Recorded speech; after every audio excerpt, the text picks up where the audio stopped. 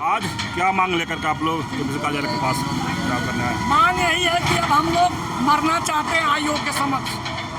जिस प्रकार भारत पाकिस्तान पर युद्ध किया है, उसी प्रकार जेपीएससी एस्पिरेंट अब जेपीएससी में युद्ध करेंगे। यही मिसाइल वही हम लोग बम छोड़ेंगे, क्योंकि ये लोग मनमानी कर रहे हैं। ये लोग अपने मन से चलना चाह रहे हैं, मन के मानी। ये मेंबर रिजल्ट नहीं जारी होने देना चाह रहे हैं, अध्यक्ष होना चाह रहे हैं, अध्यक्ष की बात नहीं सुन रहे हैं। तो आखिर कैसे? जब अध्यक्ष महोदय को लग रहा है कि हमारा ये बात नहीं सुन रही, रिजाइन मार के चल दीजिए आप मणिपुर मेघालय जहाँ से आए हैं, छोड़ दीजिए। आपके अंदर वो गार्ड्स नहीं है।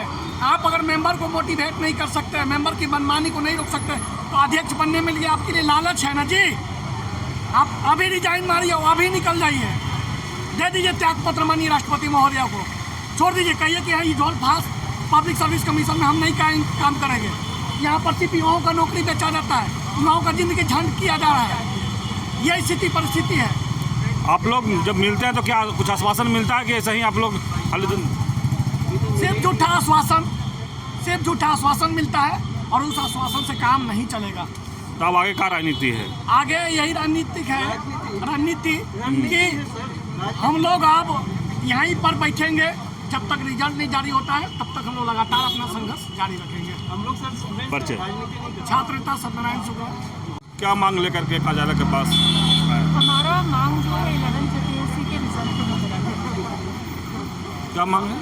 रिजल्ट जारी, मेंस के रिजल्ट को जारी। 12वीं से 13वीं जेपीएससी का रिजल्ट। अच्छा, लेकिन क्या लगता है कि चेयरमैन महोदय आप लोग से कभी बातचीत कर रहे हैं, या जिस तरह से आप लोग भूख हड़ताल पर बैठे हैं तो कोई सुन नहीं रहे? कम से कम चेयरमैन सर से यही रिक्वेस्ट होगा कि वो आकर स्टूडेंट से बात करें, रिजल्ट कब तक जारी करेंगे। जो भी उनके आपसी विवाद है, आपसी उनके अगर कमीशन ये भी बात आ रही है कि उनके आपसी विवाद है, तो मेरा यही कहना होगा कि कमीशन बहुत बड़ी संस्था है, आपसी विवाद मायने नहीं रखना चाहिए, क्योंकि इससे हमारा ही प्रभाव है। झारखंड के भावी प्रशासक जो बनने वाले आज वो सड़कों पर बैठे हुए हैं, तो कमीशन से हो, राज्य से हो, हमारा यही हम चाहते हैं कि वो सहयोग करें, उनसे बात करें। एटलीस्ट सरकार या कमीशन के कोई भी मेंबर प्रेस कॉन्फ्रेंस करें, ये बात बताएं कि कब तक वो रिजल्ट करें। सरकार बोलती है बेटी बचाओ बेटी पढ़ाओ, लेकिन जो आज आप भी बेटी हैं झारखंड की और रोड पर हैं, भूख हड़ताल पर हैं, तो क्या कहेंगे सरकार? बेटी बचाओ बेटी पढ़ाओ केवल सैद्धांतिक रूप से नहीं होना चाहिए किसी भी राज्य या देश के लिए। अगर उसको हम सच में महिला सशक्तिकरण की ओर आगे बढ़ना चाहते हैं, तो इस तरह के जो भी मौके हैं जो महिलाओं को, आप जानते हैं कमीशन की तैयारी काफ़ी मुश्किल है लड़कियों के लिए, एक अच्छा खासा समय लगता है।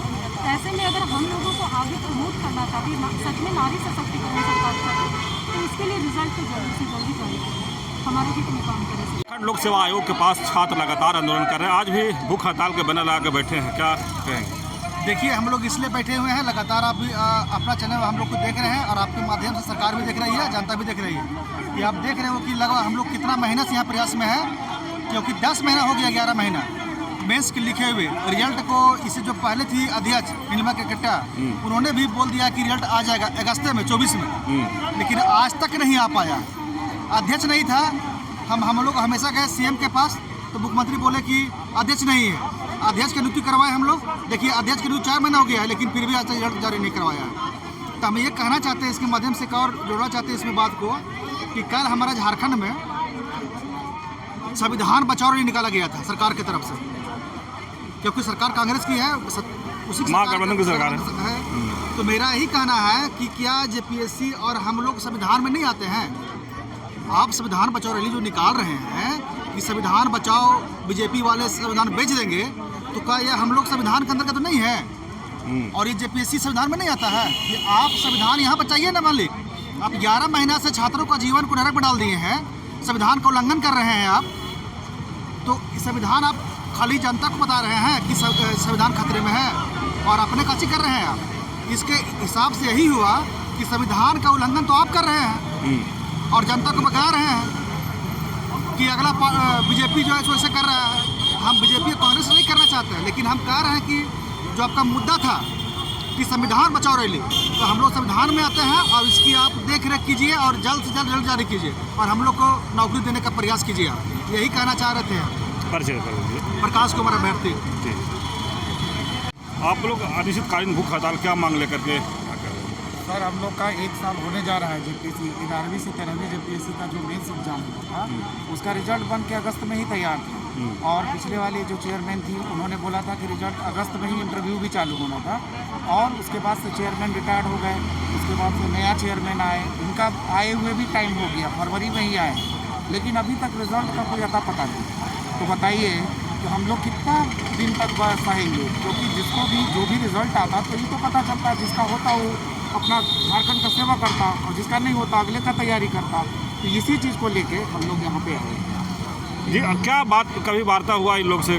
नहीं, वो पिछले वाले चेयरमैन में तो वार्ता भी होता था, ये तो अभी तक कभी सुनते ही नहीं हम लोग का, कभी नहीं हमारे डेलीगेट्स को कभी बुलाया नहीं कि कम से कम बताना तो चाहिए था, एक प्रेस कॉन्फ्रेंस ही कर देते, छात्रों को बता ही देते कि आखिर में रिजल्ट कब तक देंगे। तो क्या लगता है कि जिस तरह से अभी आप लोग छात्र जो हैं रोड पर आ गए हैं, तो अब कितना छात्र लोग का भविष्य अंधकारमय होगा इस तरह? सर आप अंदाज़ा लगा सकते हैं कि हम लोगों का एक तो एज पार हो रहा है। इस जेपीएससी एक तो रेगुलर जेपीएससी नहीं होता, 5 वर्षीय योजना है, उसके बाद हम लोग एग्ज़ाम दे के इतना दिन तक इंतज़ार करना, घर में माँ बाप सब काश आप बूढ़े माँ बाप हैं, एक बहुत लोगों का शादी ब्याह नहीं हुआ है, तो आप समझ सकते हैं कितना प्रेशर में जी रहे हैं हम लोग। और झारखंड का तैयारी ऐसा है कि दूसरे स्टेट का आप कर भी नहीं सकते।